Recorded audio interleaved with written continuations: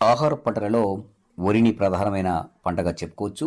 ఈ వరిని సాగు చేయాలి అంటే ఎలాంటి నీటి యాజమాన్యాన్ని ఆచరించాలి, ముఖ్యంగా నారు పెంపకంలో ఎలాంటి మెలకువలు పాటించాలి, నారుని ఏ విధంగా పెంచుకోవాలి, నారుని ఎలాంటి చీడపీడలు ఆశించడానికి అవకాశం ఉంది, ముఖ్యంగా నారుమడిని ఏ విధంగా తయారు చేసుకోవాలి, అదేవిధంగా వరిని నీటి పంటగా ఎలా పండించుకోవాలి, ముఖ్యంగా ఎరువులు ఏ విధంగా వేసుకోవాలి, ప్రధాన పొలంలో కలుపు తీతలు ఏ విధంగా చేపట్టాలి ఇత్యాది అంశాల గురించి తెలియజేయడానికి మహిళా రైతు నాగమ్మ గారు మన ముందున్నారు. వారి ద్వారా తెలుసుకుందాం. నమస్కారం అమ్మ.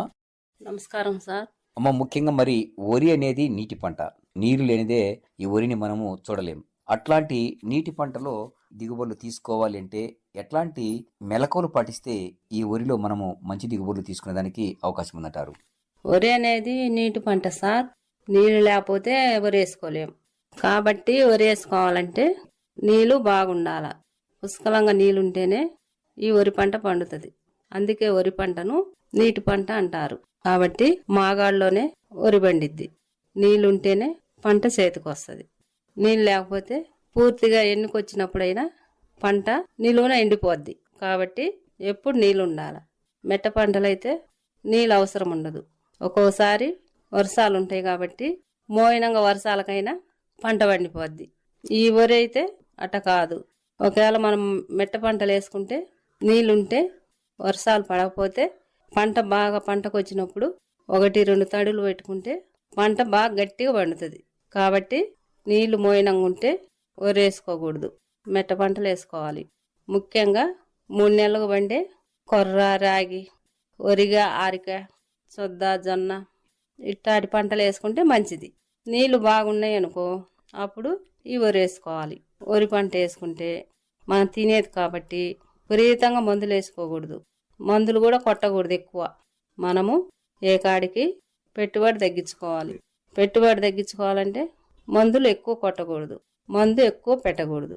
విపరీతంగా మందులు పెడితే వరిలో మనకు వచ్చేది ఏముండదు. తిరిగి చూసుకుంటే పెట్టుబడి మాత్రమే వస్తుంది. కాబట్టి వరి పంట వేసుకునేటప్పుడు సేంద్రియ పద్ధతిలో వరి వేసుకుంటే మంచిది. పెట్టుబడి తగ్గిద్ది, అది తిన్నా మనకు ఆరోగ్యం బాగుంటుంది. ఏది ఏమైనా అందరు తినేది వరే కాబట్టి వరి వేసుకోవాలంటే సేంద్రియ పద్ధతిలో వేసుకోవటమే మంచిది. అమ్మ, మరి ఈ వరిలో నారును పెంచుకోవాలి అంటే ఎట్లాంటి మెలకువలు పాటించాలి? మరి తెగులు లేని నాణ్యమైన నారును నాటుకోవాలంటే ఏ విధంగా నారులో మెలకువలు పాటించాలంటారు? సార్, ముందాడిగా నారు పోసుకోవాలి. నీళ్ళు వచ్చేదాకా ఉండాలంటే కుదరదు. ఏదో ఒక మూలన చేలోనే నారు పోసుకోవాలి. నారు పోసుకొని 4 వారాలు వచ్చినాక ఆ నారు పొలంలో నాటుకోవాలి. నారుకాయను కూడా బాగా తయారు చేసుకొని నారు పోసుకుంటే తెగుళ్ళు కానీ చీడపిడతలు కానీ ఏమి రావు. నారుకాయను బాగా తయారు చేసుకోవాలంటే ముందుగా నీళ్లు పెట్టుకోవాలి. గడ్డి అంతా మొలవనియాలి. గడ్డి మొలిచిన తర్వాత మళ్ళీ తిరగేసుకోవాలి. తిరగేసుకొని మళ్ళీ నీళ్లు పెట్టుకొని బందెడాకు, జిల్లడాకు అట్టాటివన్నీ వేసుకొని బురదకాయలో తొక్కాలి. నారుకాయ బాగా బురబుర అన్నప్పుడు కాలాడిచ్చి గుంతలు గింతలు లేకుండా బాగా నీట్గా చేసుకొని నారు పోసుకోవాలి.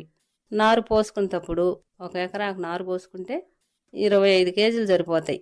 ఒక తొట్టులో పోసి 12 గంటలు బాగా నాననిచ్చి ఆ నానిన వడ్లను గోతంలో కుట్టుకొని మండి కట్టుకొని మొలక పూసిన తర్వాత ఆ వడ్లను నారుమడిలో చల్లుకోవాలి. అయితే నారుమడిలో కూడా నీళ్లు బయటికి వెళ్ళబెట్టుకునేటట్టు ఉండాలి. అందుకనే నారుకాయను ఎత్తుగా చేసుకొని నారు పోసుకోవాలి. ఎత్తుగా పొలాన్ని తయారు చేసుకోకపోతే మనం పెట్టి నీళ్లు బయటికి పోవు. పూత మొలకను చల్లుకున్న తర్వాత నీళ్లు పెట్టకూడదు. మరుసటి రోజు ఆరుదల్లగా కొద్దిగా నీళ్లు పెట్టుకోవాలి. ఆ తర్వాత ఎల్లబెట్టాలి.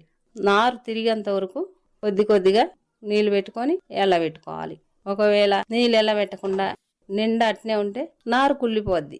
కాబట్టి ముందుగా నీళ్లు పెట్టుకుంటూ తీసేస్తూ ఉండాలి. అప్పుడే నారు ఆరోగ్యంగా పెరిగిద్ది. అయితే నారుకాయను తయారు చేసుకునేటప్పుడు బాటలు కూడా వదులుకోవాలి. ఎందుకంటే మనం నారుకాయలో కలుపు తీసుకోవాలి. ఏదన్నా చీడపీడ వచ్చే మందాడించుకోవాలి. కాబట్టి ఖచ్చితంగా కయ్యకు మధ్యలో బాటలు వదులుకోవాలి. బాటలు వదులుకుంటే నారుకు బాగా గాలి తగులుద్ది, చీడపీడలు రావు, నారు బాగుంటుంది.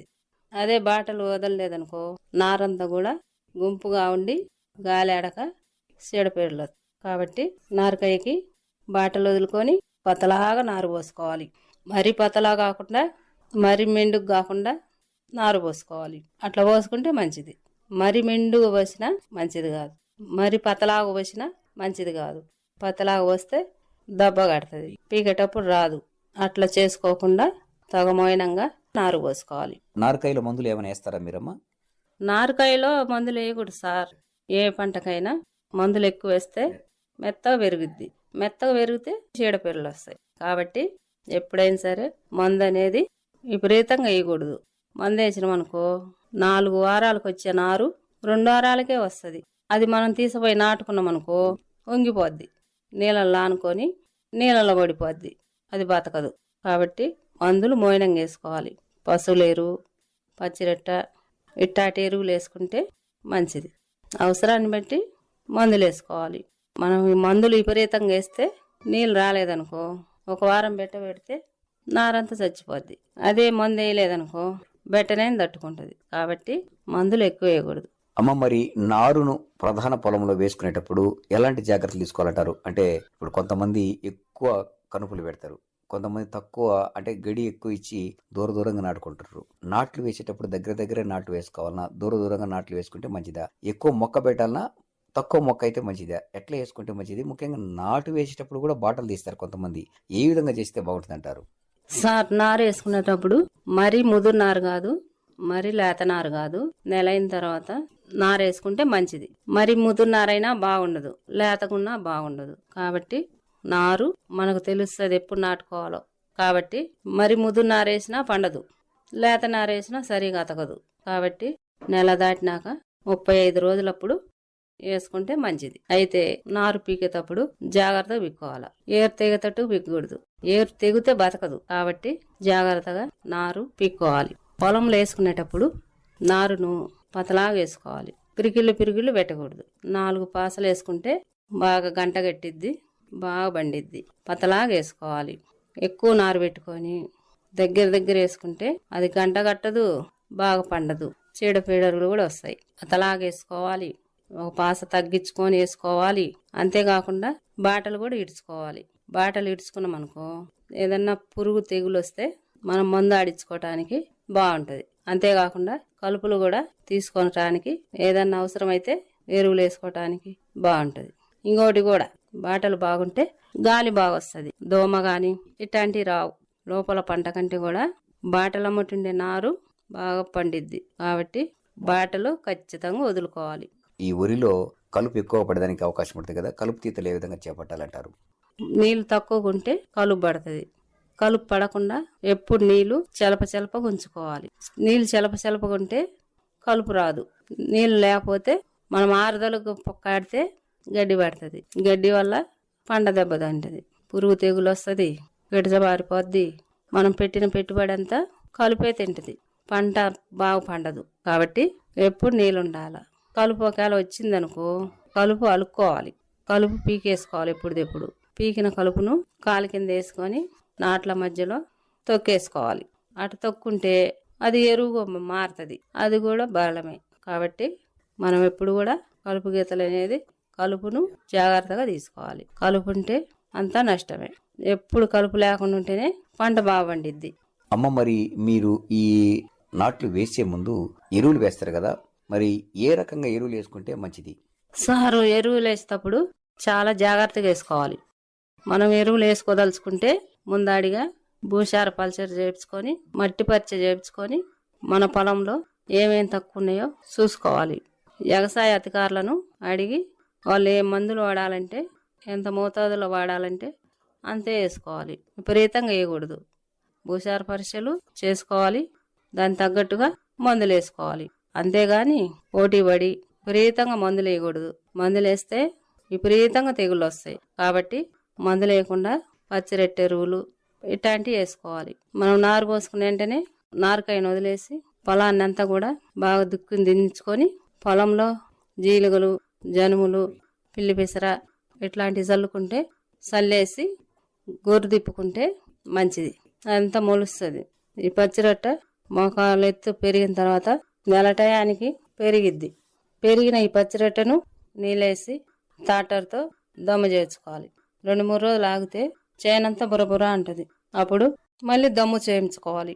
ఆ తర్వాత ఎగుడు లేకుండా కాలాడించుకొని చదరంగా చేసుకొని మట్టి గడ్డలు ఎక్కడన్నా మిర్రుగా ఉంటే వాటిని తీసేసుకొని గట్ల చుట్టూరుగా చెంగత్తు కొట్టుకొని గడ్డి లేకుండా చేసుకొని శుభ్రంగా చేసుకున్నాక నారేసుకోవాలి. అయితే నాటేసుకునే ముందు గట్ల చుట్టూ కూడా గడ్డి లేకుండా గడ్డి మందు కొట్టుకోవాలి. అట్లా చేసుకుంటే చీడపీడలు రావు. చేను బాగా తయారైనాక అప్పుడు నారేసుకోవాలి. కలుపులు గొలుపులు ఉంటే జాగ్రత్త తీసుకోవాలి. ఊరిలో చీడపీడలు రాకుండా జాగ్రత్తగా మందులు వాడుకోవాలి. వేపకాసాయ లాంటి ఎప్పుడు వాడుకుంటుంటే పెట్టుబడి ఉండదు, పురుగు కూడా రాదు. కాబట్టి పెట్టుబడి పెట్టే పనులు ఎప్పుడూ చేయకూడదు. ఇంకోటి కూడా పొట్టకొచ్చినప్పుడు ఎన్ని ఇడిచేటప్పుడు నీళ్లు బాగా పెట్టుకోవాలి. మనం మర్చిపోయి నీళ్ళు వేయకపోతే తెల్ల ఎన్నులు వస్తాయి, గింజ ఉండదు. కాబట్టి బాగా పొట్టకొచ్చినప్పుడు నీళ్లు బాగుండాలి. సార్ వరిలో 3 నెలల పంట ఉంది, 5 నెలల పంట ఉంది. ఏ పంట అయినా సరే బాగా పండాలంటే ఖచ్చితంగా పాయలు వదులుకోవాలి, పురుగులు లేకుండా చూసుకోవాలి. అయితే వరి పండినప్పుడు 15 రోజులు ముందుగా పాయలు దుక్కొని నీళ్లు మొత్తం బయటికి పెట్టుకోవాలి. అట పెట్టుకుంటే మాగాడి బాగా ఆరుతుంది. మనం మిషన్తో కోసుకోవాలంటే మన సేలేకి వస్తుంది, ఇబ్బంది లేకుండా ఉంటుంది. అదే నీళ్ళ తేమ ఉంటే మిషన్ ఇరక్కపోద్ది. కాబట్టి బాగా 15 రోజుల ముందే నీళ్ళన్నీ శుభ్రంగా ఎల్లబెట్టి మన చేలేకు నీళ్ళు రాకుండా చూసుకోవాలి. అట్లా చేస్తే మంచిది. ఇంకోటి కూడా బురద లేకుండా ఉంటే మిషన్తో గోపించుకుంటే శుభ్రంగా ఉంటుంది. అదే నీళ్ళుంటే గింజ బాగుండదు. నీటి పంట అయిన వరిని వేసుకోవడం కంటే కూడా ఆరుదల పంటలు వేసుకోవాలి, మెట్ట పంటలు వేసుకుంటే మంచిది అని చెప్పేసి వ్యవసాయ అధికారులు చెప్తుంటారు. అంటే నీళ్లు తక్కువగా ఉన్నప్పుడు, మీరు నీళ్లు తక్కువగా ఉన్నప్పుడు ఈ మాగాటి పొలంలో ఎట్లా చేస్తారు? నీళ్లు తక్కువగా ఉంటే మెట్ట పంటలు వేసుకోవడం చాలా మంచిది. ఎందుకంటే నీళ్ళు లేకుండా వేసుకుంటే వస్తాయిలే నమ్మకం తెస్తే పెట్టుబడి లాస్ వస్తుంది. కాబట్టి ఎట్టి పరిస్థితిలో నీళ్లు పూర్తిగా ఉన్నాయని చెప్పిన తర్వాతనే నాట్లు వేసుకోవాలి. అట్ట కాకుంటే మెట్ట ఇట్లు మేలు. వరి కోసేటప్పుడు మనకు నీళ్ళు గిన ఉంటే కొద్దిగా బోరు కింద అయినా సరే కోసే 2 రోజుల ముందు మినుములు గాని పెసలు గాని చల్లుకుంటే మంచిది. వరి కోసిన తర్వాత ఆ పదంతోనే మొలకతో వస్తుంది, గడ్డి పడదు. అయితే నీళ్ళు గిన ఉంటే 1-2 తడులు పెట్టుకుంటే మినుము బాగా పండిద్ది గట్టిగా. కాబట్టి వరి కోసే ముందు ఈ పప్పు ధాన్యం పంటలు వేసుకుంటే 2 విధాలు లాభం. కానీ వరిలో లాస్ వచ్చినా పెసరు వేసుకున్నా మినుము వేసుకున్నా మంచిది, దాంట్లో అయినా లాభం వస్తుంది. వరి వేసుకుంటే పెట్టుబడి విపరీతంగా వస్తుంది కాబట్టి లాభాలు అంతకు రావటంలే. పెట్టుబడి తీర చూసుకుంటే ఏం మిగలటంలే. రేట్లు బాగున్నప్పటికీ తెగుళ్ళు విపరీతంగా వస్తున్నాయి. అందువల్ల ఆరుదల పంటలే మంచిది. కొర్ర, వరిగా, హారిక, జొన్న, సొద్ద ఈ పంటలు వేసుకుంటే మనకు తిండి గింజలు ఉంటాయి, గొడ్లకు మేత ఉంటుంది. 3 నెలల కల్లా పండిపోద్ది. పెట్టుబడి ఏముండదు, కలుపులు పడవు, తెగులు రావు, మందులు వేయాల్సిన అవసరం లేదు. కాబట్టి ఈ పంట కంటే ఆరుదల పంట మంచిది. ఇప్పుడు చాలా మంది కూడా వాణిజ్య పంటలైన మిరప, పత్తి ఇలాంటి పంటలు వేస్తుండ్రు. ఇది ఒక్కొక్కసారి పెట్టుబడి చాలా వస్తుంది, ఒక్కొక్కసారి వాతావరణం కుదరకపోతే నష్టం కూడా వస్తుంది. కాబట్టి పెద్ద పెట్టుబడి పెట్టి పంటలు ఎప్పుడు వేసుకోకూడదు. ఒకరికి వచ్చినాయని మనం కూడా వేస్తే నష్టపోతాం. అందువల్ల ఈ చిరుధాన్యం పంటలు ఇట్లాంటివి వేసుకోవాలి. ఆరుదల పంటలు వేస్తే ఎలాంటి లాభాలున్నాయి?